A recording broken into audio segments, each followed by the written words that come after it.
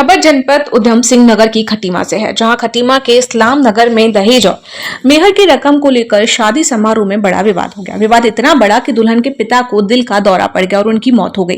पिता की मौत के बाद आक्रोशित लड़की पक्ष ने बारातियों को बंधक बना लिया और उनके साथ जमकर मारपीट की। हालात बिगड़ते देख कई बाराती जान बचाने के लिए मैरिज हॉल के बगल में स्थित मकान की छत से कूदकर भाग निकले। घटना से इलाके में तनावपूर्ण स्थिति बन गई। बल्कि और नहीं सहायता करी अपने की हमें लड़की चाहिए, हमें बंगला चाहिए। बोले कोई बात हमारे 21,000 रुपये महर तय थी।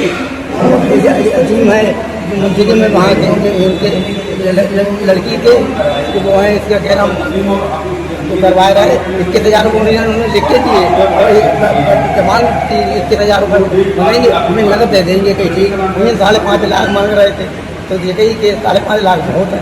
जितने लड़की के बाप आए उधर बातचीत हुई, उनका अल्लाह की तरफ से नुकसान हुई।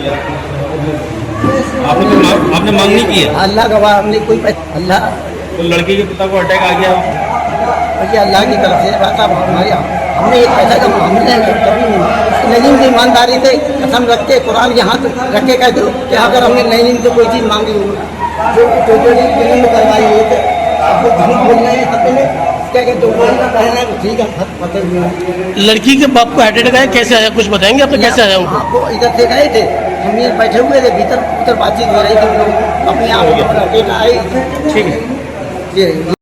हमें अगर वो लोग हमें गलत बता देते, आप मिलना काटे पड़ते हो, तो हम आप यही बताते बापुरा, हम ये कहते हम कारी जो कर रहे हैं, अगर हमारा वस्तु है तो हम कर लेते हैं। तो अभी हमने घर बनाया और हम कारी जो करते हैं अपने बलबूते में घर भी बनाया। वो बहन की शादी हुई 1.5 साल पहले, और उसके बाद में भी जैसे आज महर की कितनी रकम को लेकर विवाद हुआ?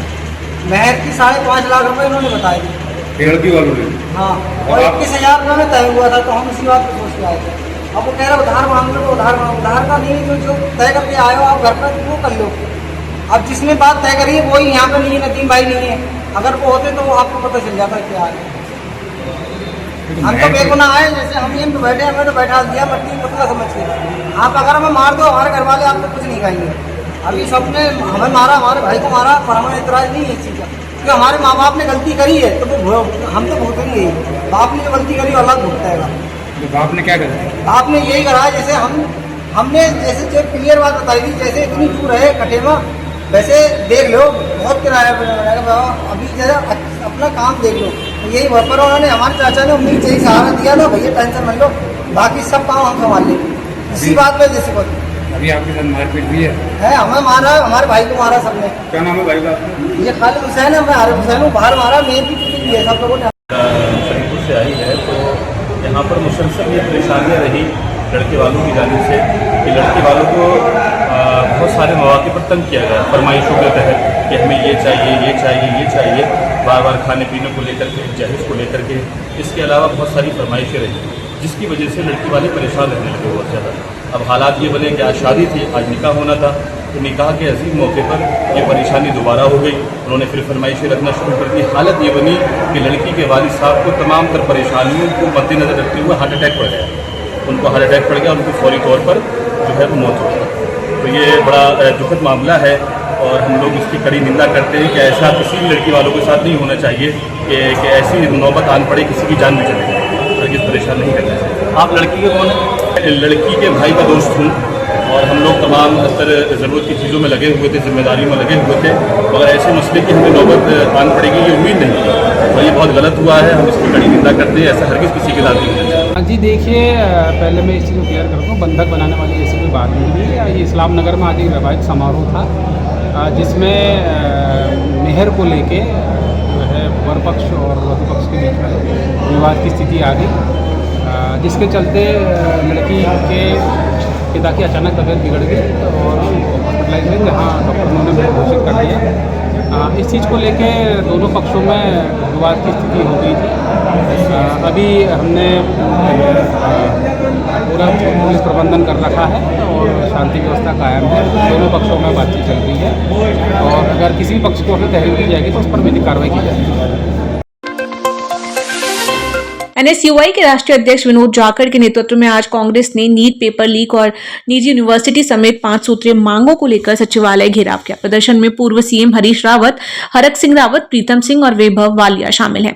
पुलिस ने प्रदर्शनकारियों पर वाटर कैनन का इस्तेमाल किया। इस मौके पर पूर्व सीएम हरीश रावत ने कहा कि छात्र परीक्षा प्रणाली सुधारने और शिक्षक अनावश्यक टीटी थोपे जाने के खिलाफ आए थे। दोनों पर वाटर कैनन चलाना निंदनीय है। उन्होंने कहा कि रिटायरमेंट के करीब शिक्षकों से परीक्षा पास करने को कहना अपमानजनक है। कांग्रेस विधायक प्रीतम सिंह बोले, नीट पेपर लीक से छात्रों में रोष है। केंद्र सरकार शिक्षा मंत्री को हटाए।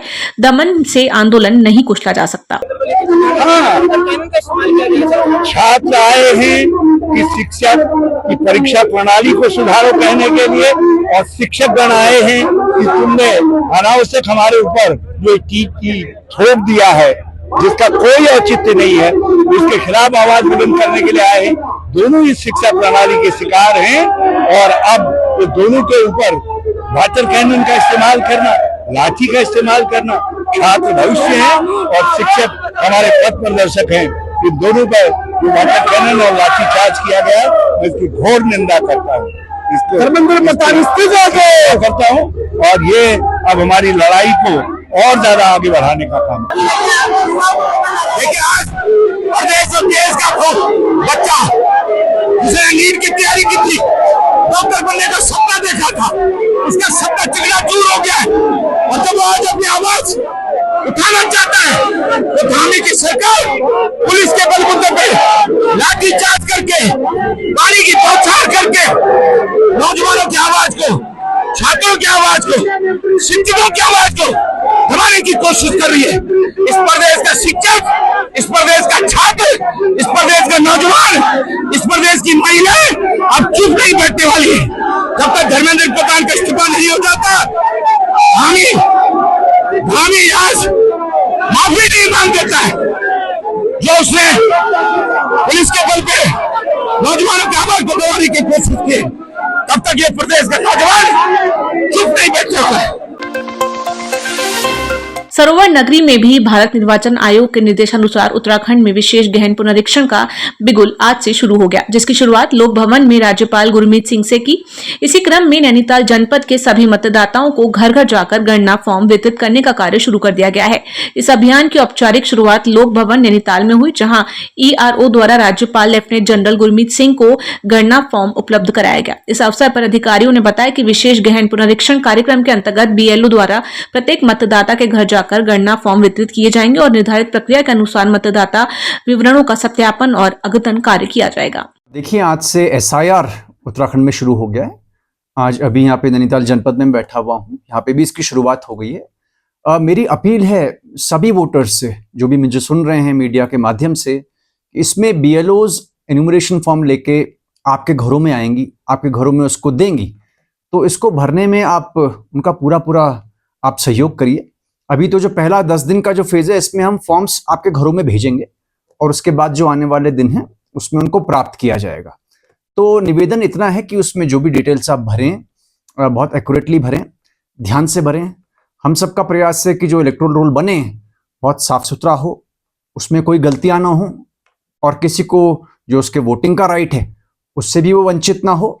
और ऐसे लोग जो इनएलिजिबल हैं, जिनकी किसी तरीके से इसमें उनके डेटा में एनोमलीज हैं, अगर किसी वजह से उनका कटता है तो उसके बाद उनको समय दिया जाएगा जहां पे कि वो अपने दावे प्रस्तुत कर सकते हैं और उसमें जो ईआरओ है वो निर्णय लेंगे और उसके बाद अंततः एक और जो हमारा फाइनल रोल जिसको कहेंगे वो पब्लिश होगा। तो इस पूरा जो ये काम है बहुत इंपॉर्टेंट है, इसमें आप सहयोग करें।